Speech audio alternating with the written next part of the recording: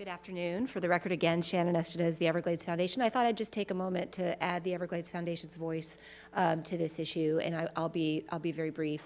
I come to you a little bit sheepish, I admit, because normally I get up here and say, oh, I've been here for 2 decades, I've been here for 2.5.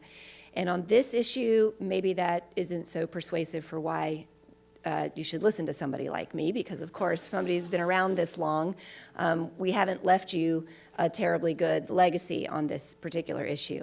The data, if somebody said we're not even close to the goal, and we haven't been close to the goal ever. And if you look at the data across time, there really is no discernible, it's not even sort of that we're trending toward the goal. There's really no discernible trend of improvement. And so it seems evident on its face, Jackie, that your point about, well, we can't keep doing the same thing that we've been doing for so many decades because it hasn't worked. That seems on its face to be evident.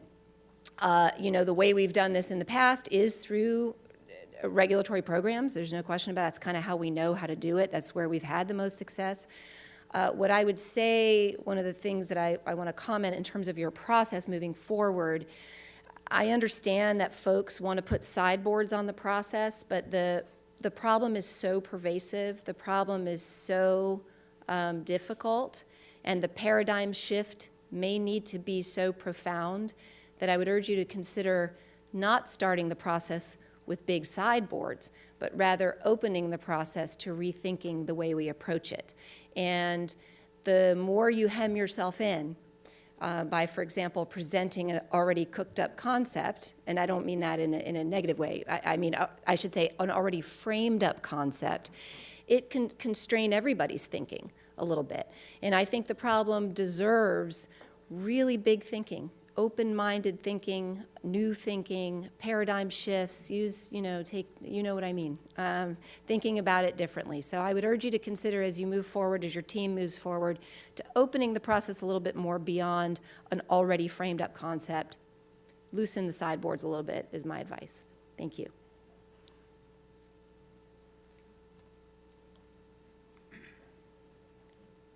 Hello, I'm Bob Mooney. I've been here since 1995. I came down here and did research in the Everglades. And it's refreshing to follow Shannon and hear her confession of failure, because it has been a failure. And for her to say it so openly and boldly is refreshing. Before I came down here in 95, I spent 2 decades regulating coal mining in Appalachia. And I carried a badge, and I and those people who worked for me had immediate authority to shut down mines within 5 minutes, 5 hours, whatever we deemed appropriate. And it took 5 days for an informal review.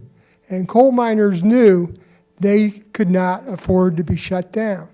And just having that authority was enough to entice compliance.